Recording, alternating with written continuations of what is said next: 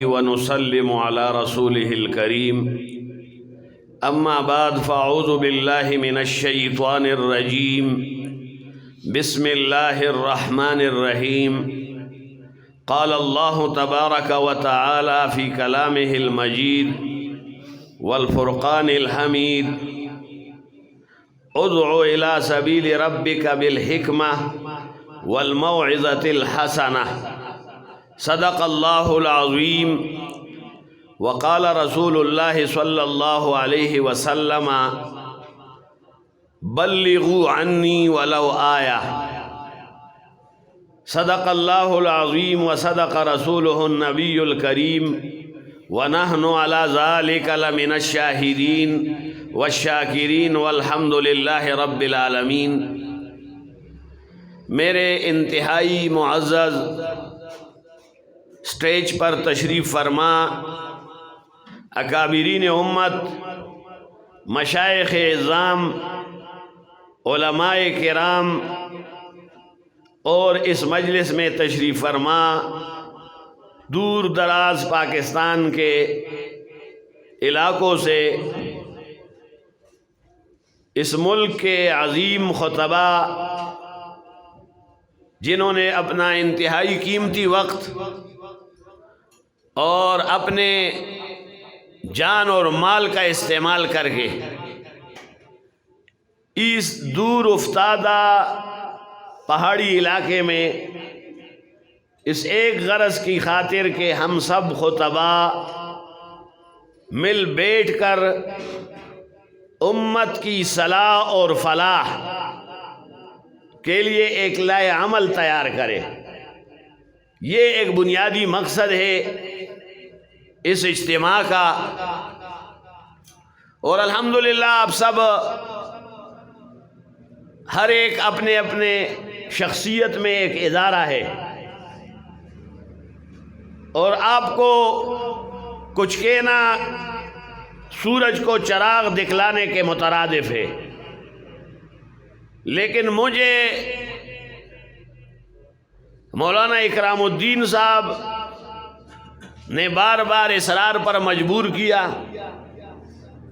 اور حافظ صاحب محمد عمیر غزالی اور ان کے والد محترم حضرت مولانا پیر ذوالفقار علی صاحب نقشبندی اور ان علماء اعظام کے بار بار کہنے پہ تو میں نے کہا کہ پھر ان کی دعوت قبول کرنی چاہیے۔ یعنی لوگ پھرتے ہیں کہ کہیں میں جاؤں یہ سیاسی لوگ اور دو باتیں کسی کے سامنے رکھوں، لیکن ہمارے جامعہ دارالعلوم حقانیہ کی یہ ایک مقبولیت ہے اور اکابرین کا اخلاص ہے۔ ہم جہاں گئے لوگوں نے الحمدللہ ہاتھوں ہاتھ ہمیں لیا اور ہمیں عزت افزائی اور ہمیں حوصلے دیے۔ یہ دارالعلوم حقانیہ کے در و دیوار کے ساتھ لوگوں کی عقیدت اور محبت ہے، اور دارالعلوم حقانیہ کا وہ کردار ہے تاریخی جو 80 برس پر محیط ہے قیام پاکستان سے بھی قبل۔ ہمارے دادا شیخ الحدیث مولانا عبدالحق رحمۃ اللہ علیہ دارالعلوم دیوبند میں پڑھاتے تھے۔ ایک دفعہ حضرت مولانا سلیم اللہ خان رحمۃ اللہ علیہ آئے تھے دارالعلوم مولانا ڈاکٹر شیر علی شاہ رحمۃ اللہ علیہ کی تعزیت کے لیے، تو میں نے ان سے پوچھا تو انہوں نے کہا کہ آپ کے دادا سے ہم نے ایک نہیں دو نہیں کئی اسباق پڑھے تھے دارالعلوم دیوبند میں۔ تو سن 33 میں ان کی فراغت ہوئی اور پھر تسلسل کے ساتھ رحلت تک وہ اس تعلیمی اور روحانی سلسلے کو بڑھانے میں لگے رہے اور جمعیت علماء اسلام کے پلیٹ فارم پر بھی بالآخر اکابرین جمعیت نے ان کو مجبور کیا۔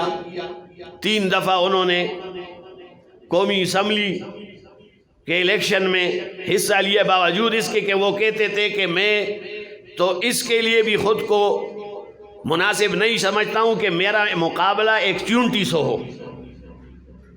تو یہ بڑے لوگ تھے، ان بڑے لوگوں کے اثرات وہ دیر پا ہوتے ہیں، پائیدار ہوتے ہیں۔ جنہوں نے اخلاص کے ساتھ ایک بنیاد رکھا اکوڑا خٹک میں. اکوڑا خٹک کی آج پوری پہچان دارالعلوم حقانیہ ہے، بلکہ ہمارے KPK کو لوگ باہر نہیں پہچانتے. یمن کے ایک بہت بڑے شیخ تھے، وہ آئے دارالعلوم حقانیہ. انہوں نے کہا کہ میں پاکستان کو بھی نہیں جانتا تھا لیکن حقانی جانتا تھا کہ یہ حقانی، میں نے دیکھنا تھا کہ یہ حقانی کون ہے. تو وہ اکوڑا خٹک میں ممبر پر بیٹھ کے خطاب کر رہا تھا، تو اس نے کہا آج مجھے پتہ چلا کہ یہ حقانیہ، اس کی پگڑی کا ایک سرا وہ سردار کونین حضرت محمد مصطفیٰ صلی اللہ علیہ وسلم کا روضہ اطہر وہاں سے ملا ہوا ہے، اور دوسرا سرا اس نے پورے دنیا کو لپیٹ لیا، واشنگٹن تک اس کے زد سے باہر نہیں ہے. تو یہ وہ شیخ عبد المجید زندانی کا میں کہہ رہا ہوں.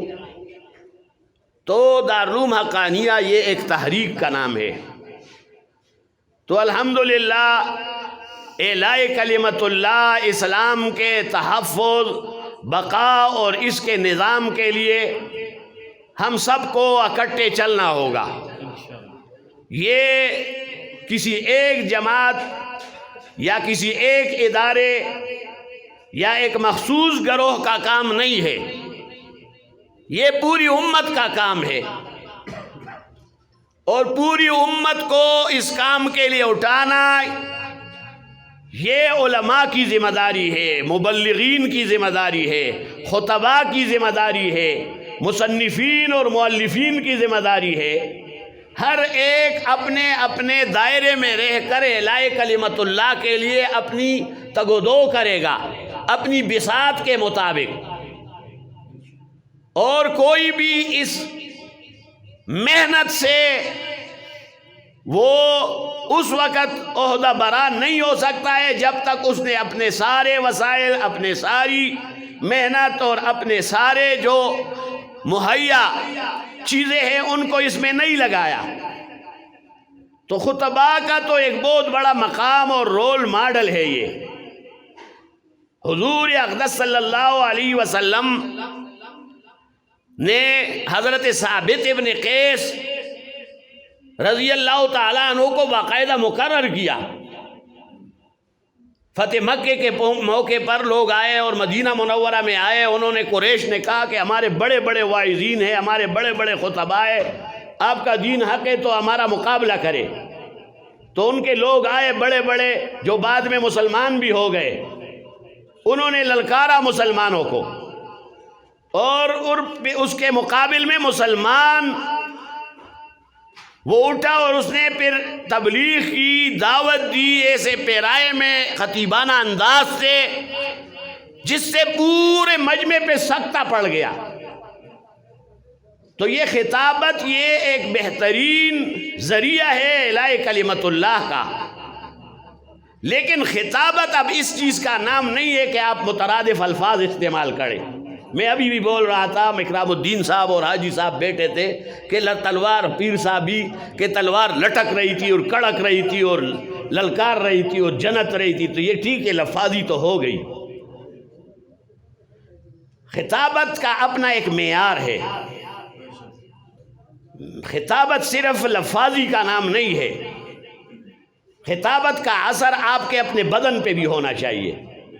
آج ہمارے خطیب ہے لیکن عمل نہیں ہے، لفاظی ہے لیکن اس کے لیے مطالعہ نہیں ہے. ہم نے جو پڑھا بس وہ آ کے سٹیج پہ سنا دیتے. یہ تو سب عوام تو کوئی نہیں ہے یہاں پہ. میں آپ کو اس لیے کہہ رہا ہوں کہ ہم اس میدان میں بھرپور تیاری نہیں کرتے. ہمارے یہاں پہ جامعہ اسلامیہ کوڑا یہ پنڈی کے قاری سعید الرحمن صاحب ہوتے تھے، اللہ مغفرت فرمائے. تو مولانا سمیع الحق صاحب مثال دیتے تھے کہ جمعے کے دن وہ کسی سے نہیں ملتے تھے. وہ کہتے کہ جی آج میرا خطاب ہے، تو اس کے لیے وہ باقاعدہ تیاری کرتے تھے. ایک جگہ دوسری جگہ، پھر اپنے موضوع اور پھر موضوع پہ دلائل، اور پھر دلائل کے بعد اس کو پیش کرنے کا ایک سلیقہ. آئے اور بس منہ سے جو آیا اور بول دیا، اس سے کوئی نہیں بنتا ہے. جس میدان میں بھی آپ جائیں گے آپ اس کے لیے تیاری کریں گے. جس طرح ایک فوجی بغیر اسلحے کے میدان جنگ میں آتا ہے تو وہ خود کو گنوا دیتا ہے. میدان میں آپ آئے اور آپ کے ساتھ بندوق ہے اور بندوق میں آپ کا جو ہے وہ گولیاں نہیں ہے پھر بھی. تو اسی طرح میدان میں آپ آئے اور اس کے لیے مطالعہ کرے، اور مطالعہ بھی سطحی نہیں. آج وہ موبائل کا دور ہے. یہ مولانا سمیع الحق صاحب کہتے تھے کہ ایک شیطان تھا اور ایک موبائل آ گیا، ایک دوسرا عذاب آ گیا ہے. اور ہمارے ایک استاذ کہتے کہ بالا یا بولو سے موبائل ہے. تو یہ اب لوگ اس سے دیکھتے ہیں. ایک علم ہوتا ہے اور ایک معلومات ہوتی ہے. معلومات کی بنیاد پہ آپ خطابت کریں گے تو آپ دوسروں کو بھی غرق کریں گے اور خود بھی نہ ادھر کے ہوئے نہ ادھر کے ہوئے، نہ وفائی رہا نہ وصال صنم. معلومات نہیں چاہیے، علم چاہیے. یہ لوگ بہہ گئے، بہت سارے لوگ دہری ہو گئے. تو معلومات نہیں، علم کی بنیاد پہ پکی ثقافت کے ساتھ جب آپ پڑھیں گے ایک استاذ کے سامنے، اس سے سیکھیں گے، مستند ذرائع سے آپ ایک چیز پیش کریں گے. یہ نہیں ہے خطابت کہ آپ ایک لمبا چوڑا قصہ سنائے اور پھر اس لمبے چوڑے قصے میں کبھی ادھر جائے کبھی ادھر جائے اور پھر آخر میں پھر اس قصے کی طرف. اور لوگ اب وہ دور نہیں رہا. حضرت عطا اللہ شاہ بخاری رحمۃ اللہ علیہ رات کو شروع کرتے تھے. ایک دفعہ کوڑا خٹک آئے تو کوڑا خٹک میں جب تقریر شروع کی تو لاؤڈ سپیکر کام کہیں نہیں کر رہا تھا. اس نے پھینک دیا ادھر. اس نے کہا ہٹاؤ اس بے وضو کو، اس کے بغیر ہی میں خطاب کروں گا. رات کو شروع کیا اور صبح کی اذان ہو گئی، لوگ بیٹھے رہے. لیکن وہ اکابر تھے، وہ ایک رول ماڈل تھے. ان سے لوگوں نے پوچھا کہ آپ کی زندگی سوانح لکھ کے، اس نے کہا آدھی جیل میں اور آدھی ریل میں. یہ بس دو لفظ میں اپنا اب ہم بڑے بڑے حضرت بن گئے اور شیخ الاسلام، اور ابھی بھی میں یہی بات کر رہا تھا کہ اہلیت نہیں، صلاحیت نہیں. اذا اسد الامر الى غیر اہلہ فانتظر الساعہ. فانتظر الساعہ مانا ادارے بھی تباہ ہو جاتے ہیں، نظام بھی تباہ ہو جاتا ہے. یہ سب کچھ آوے کا آوا جو بگڑا ہوا ہے یہ اسی کے نتیجے میں کہ غیر اہل کو آپ بٹھاتے ہیں. ایک دن تجربہ کرتے ہیں اور یہ گاڑی ہے. تو اس لیے ملک کو بھی ایسے لوگ چاہیے، ممبر اور محراب کو بھی ایسے لوگ چاہیے جو اس کے اہل ہو. تو قوم کے مزاج پہ نہیں چلنا ہے. لوگ تو قوم کے مزاج پہ چلتے ہیں، بھائی قوم اس سے خوش ہوتی ہے. حق بات آپ نہ کہے، بھائی لا یخافون لومۃ لائم کلمۃ حق عند سلطان جائر. اس کا معنی کیا ہے؟ اور حکمت بھی ایک چیز ہوتی ہے. ہمارے دادا شیخ الحدیث مولانا عبدالحق رحمۃ اللہ علیہ کہتے تھے فضلاء کو، علماء کو جو پڑھتے تھے کہ بھائی آپ نے طریقے سے کام کرنا ہے. ایک دفعہ مولانا عبدالحق رحمۃ اللہ علیہ نماز پڑھا رہے تھے تو ایک بندہ آ گیا اور اس نے پگڑی اوپر رکھ دی کہ جی پگڑی کے بغیر نماز. تو جب انہوں نے سلام پھیرا تو مولانا عبدالحق رحمۃ اللہ نے ان کو کہا اللہ آپ کو جزائے خیر دے کہ آپ نے مجھے سمجھایا ہے. وہ دارالعلوم دیوبند کے فاضل تھے لیکن اس نے اس سے فتنہ نہیں بنایا.